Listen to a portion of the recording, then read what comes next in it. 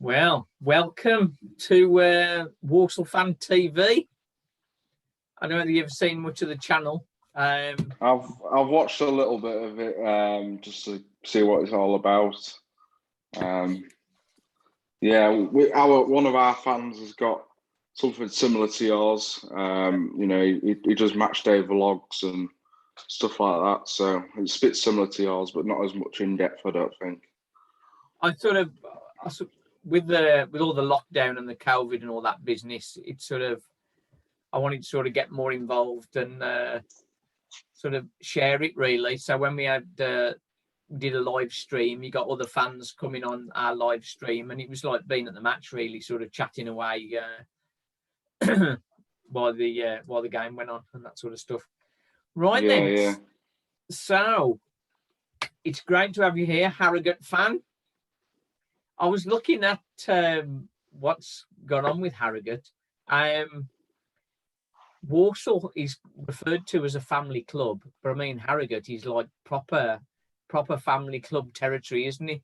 The chairman's lad is the manager, isn't he? Yeah. That's it. Simon Weaver, isn't it? That's it. He's just extended his contract. Yeah, another 3 years. So I think that'll be about 13 years he's been at the club. So that's it. I think also he's the longest serving manager in the Football League already. So that's really good. So we've got a couple of things to discuss. How you became a Harrogate fan, because that's one for all the lower league clubs. Sort of what's the story and how that got there. We're going to talk about Brendan Kiernan. So that's an interesting one for the Walsall fans to sort of see what the story is there. And then we'll have a quick chat about sort of what you think the chances are for the season for Harrogate and that sort of stuff. So first of all, North Yorkshire, Harrogate, the Sulphurites. I don't know how's that come about, the Sulphurites? What's that from? I'm not actually sure on the nickname. It's just it's a bit of a mouthful, isn't he? Yeah, we're normally just referred to as town, to be quite honest. Town and all that. So, yeah, I think it's just an old sort of nickname, but it's being washed away a bit, that. Okay. How did you come to support Harrogate? Well, growing up, I lived close to, Harrogate. I lived 15, 20 minutes away. So I'd go watch your game. And then, growing up, just got involved a bit more and wanted to go to the games a lot more. And then now I'm just going to games every week if I can. I think Leeds is probably the closest for you, but that's probably about 45 minutes away, isn't it? Yeah, well, I live in Ripon, which is 20 minutes away from Harrogate. So yeah, I go to the games every week when I'm allowed, anyway. Do you go with your dad or anything, or? I go with my brother. You know your brother. I've got a brother who's autistic, so we go together. Oh, that's nice. And he's actually doing a little bit of work experience with the club at the moment, working with the pitch and learning all about the pitch and how it all, how a professional club does a bit of gardening, really, and making sure it looks nice. I think for me, my dad took me to Walsall. He wasn't particularly a Walsall fan, but he was from Brownhills, which is near to Walsall. He only took me once, I think, and then me and my mate sort of used to bike, because we lived in Cosley, which is sort of it's like a 20-minute bus ride away. So we used to sort of go all the way there, and we got at Walsall. I'm not sure whether you know. Around us, we've got loads of big clubs around us. We've got the Wolves, West Brom, Aston Villa, Birmingham. They're all quite close. So when I was at school and that sort of stuff, everybody around me, all my mates, all supported like West Brom, Villa, Wolves, and that sort of stuff. So I was sort of out on my own supporting Walsall. But as you know, you can't change your team, can you? You can't change the team once it's there. It's a bit similar to us, to be honest. Everyone I've supported Leeds, Manchester United, and stuff like that growing up, and I wasn't massively involved with any football club sort of growing up. I just watched football. I just enjoyed it. And then obviously Harrogate Town, living nearby, I thought I might as well go to a few games. And then, you just fall in love with it a bit, don't you? Yeah, it sort of gets into your blood, doesn't it? And that's it. You can't change your team, can you? No, and I think, with the club now on how it's going, you wouldn't expect us to have been in the Football League, a couple of years back. So, it's incredible. Quite a small ground, really. I think 3,800, the capacity. Is that still the same? Yeah, well, they've just built a brand new family stand. So I'm just looking at the best seat where I can get now for the next season. But yeah, I think it's an 800-seater little stand. But I think there's not a lot you can do with that ground. So if we got promoted again, I think you'd have to move to sort of a bigger ground and that sort of stuff. Yeah, it's all planning permission and everything, isn't it? It's not easy, is it? A lot of money as well, and it takes money away from the team, and then you end up back down and relegated again if you're not sure. I think for Harrogate, establishing themselves in League Two is the way to go. 17 plus season. Even if we had 5, 6, even 7 years in there, and just getting us to be an established team, and then just bringing some really good quality through the door, and then pushing on for League One. Walsall sort of dropped down into League Two. It was a bit of a shock to me. I still look at when I'm searching, I still search for League One, and then think, oh no, we're not in League One anymore. So it's a bit of a frustration for Walsall fans to be in League Two. Not that we're particularly a big club sort of thing, but I mean, we are hoping to get back into League One as soon as possible and push towards the Championship. That's where the desire is. Right then, Brendan Kiernan. I looked at he obviously had a very good game against Cambridge near the end of the season, scored a hat-trick. Yeah. But reading a few comments on there, he sort of knew that his time was up pretty much. I was thinking he was a winger, but in that match he played as centre forward, didn't he? Yeah, well, I think what Simon Weaver did was, because our safety was sort of already confirmed against Bradford, we played what we call the fringe players, players that haven't played 6, 7 games all season. And yeah, they all had a game, and the players that were fringe players scored, Loco, and they put in probably the best performance I saw, and it was the best £10 spent all season. Trying to prove a point, I suppose. Yeah, and I think with Brendan Kiernan, I think he was more of a bench warmer this season, like last season at Harrogate. He's come off the bench a lot, hasn't he? Yeah, he's too good to be on the bench. He can offer a lot more than just 20 minutes and 10 minutes here and there. What is it about his game you think that meant he wasn't getting a regular start? We had different players. We had like Simon Powell on the right hand side, and Josh McPake, who we got from Rangers on loan, on the left, and other players were just playing well. And you can't really change a winning team all the time, can you? When you have picked up a bit of form. It's a good job you ain't got Darryl Clark in charge. He changed the team every week, regardless. Oh, that was frustrating time, but he did get moved on. He went to Port Vale. But so I saw that. Yeah, it was a bit of a shock at the time for some, but I think he was under pressure, potentially going to get the sack at Walsall. So then, when he had an option to move elsewhere, the chairman said, "Yeah, go on, get lost." Yeah.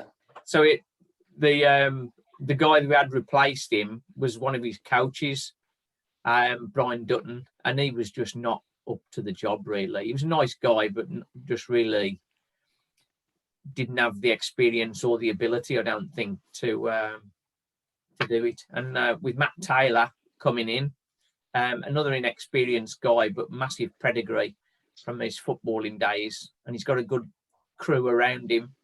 So it's quite a positive look, really. Brendan Kiernan, what would you say is his best strength? Well, just skill and speed. You know, he likes to get in behind people, and yeah, he's very, very skillful. And you know, you give him any sort of space, and he's in there. And you know, you just can't give it. Defenders just can't give him a minute because he's just all over the place. He's two-footed, isn't he? He's comfortable left, right foot. Yeah. Do you think he could fit comfortably in the centre forward role, or do you think he's perhaps more suited to the wing? I prefer him out wide myself. I think I don't know. I think he's quite a strong player and he's quite skillful and trickery, but I think he's better on that right hand side and serving balls into the box and sort of getting it directly into the players. I think because the players that Walsall have brought in, we seem to have a sort of like a wealth of talent, as it were, in midfield, but got very little up top, and still not many in defence really. I know we've got some more players due to come in, but I mean we're well covered in midfield now, so he might have sort of a challenge gaining the team if he's looking to be in that middle four. But if he's getting up front, he's probably got a better opportunity up front. But I look for most of them on the on Wikipedia for their history. But I mean, his history of the last few years is not on there. So he got 6 in 35 last season. What was it the year before? Did he do well the year before, or about the same? I think in the National League, I think he got about 7 or 8. I think, but he got more in sort of the cup games. He was more of an important player in the National League season than what he got given in the Football League. At 28, he's sort of at the age where he needs to be playing, and it's time for it to happen for him, really. If he's going to go places, he needs to be doing it now, I suppose.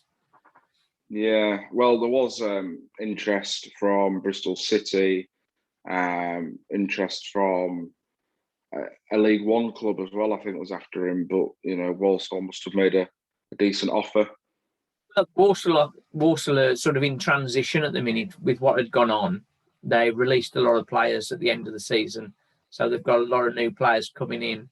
Got a new director of football in Jamie Fullerton, and he's used a lot of his contacts with Crystal Palace, like people who've been through the Crystal Palace ranks and that sort of stuff. He's sort of tapping into those. And Walsall, I think for League Two, are a big-ish club, but I mean, I certainly don't see us as a big club. But we're hoping for top 7. We're hoping for top 7 next season. Some will be hoping for more, but I think top 7 would be a good season for us. How do you think Harrogate's going to do? We've got a. Well, we didn't do bad, 17th. I didn't think, and beating some of the teams we did. That game against Cambridge, that was a massive win. That was because Cambridge were really going for it, weren't they? So that was a massive win. If they won on that night, I think they'd have been promoted.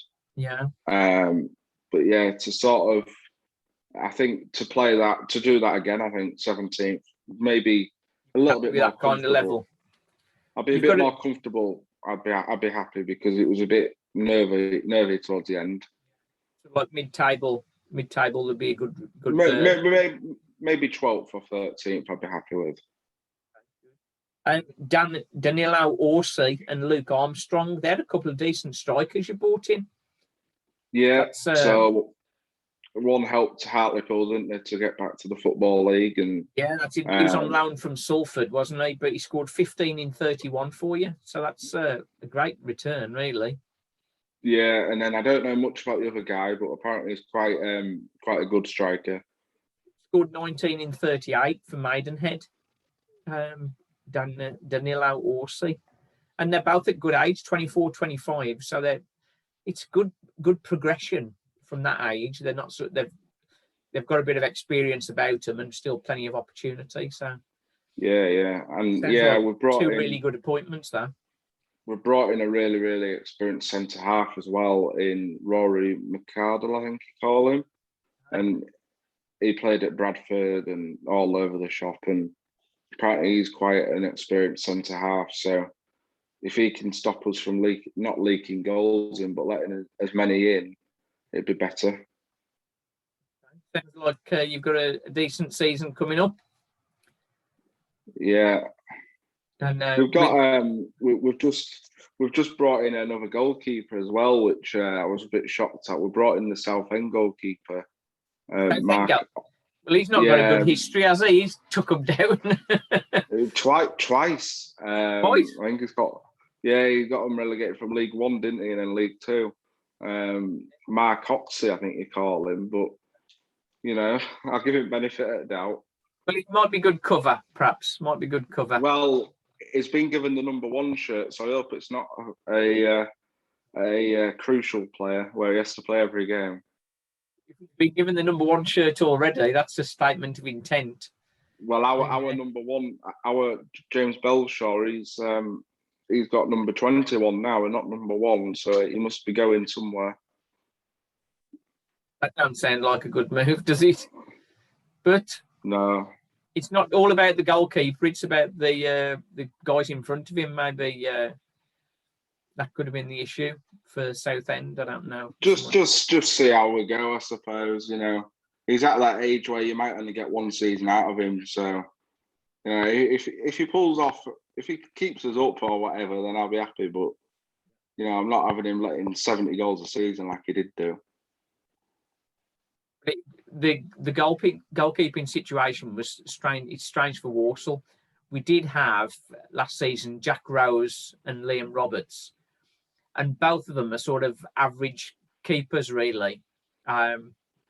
Roberts is a good shot stopper, but made quite a few gaffes during the season. And Jack Rose didn't get much game time, and he's not so much of a shot stopper, but his overall game, I think, is more stable. His distribution. But Liam Roberts, they've sold him because the manager said he wasn't going to be getting first team football, so he's gone to Northampton. So Northampton. See, for me, the position we're struggling at the most is left back. We always bring in loanees, but we'd never seem to have a permanent left back. We're in a similar boat, really. At the moment, we don't have a left back at the club, not a first team left back. And we've only got 1 centre half at the minute, unless we include Tom Leake, who's a youngster who sort of came in and had a few games at the end of last season. So there's a few gaps to fill. Yeah, I think we're about 4 light as well, to be quite honest. Yeah. 4 or 5. The chairman's made a statement that came out sort of this morning, I think, that Walsall are going to bring in another 3 or 4. So that'll be defensive or strikers. I don't think we have any more midfielders coming in. We're sort of well covered in that zone. Anyway, that's been a real good little chat, and I wish you well. I wish you well, and I'll put that out on the channel. So we love to hear comments of what people think, and we wish you the best. Good one. Yeah, same to you. Cheers. Thanks for that, Kai. Cheers, mate. Thanks. Bye.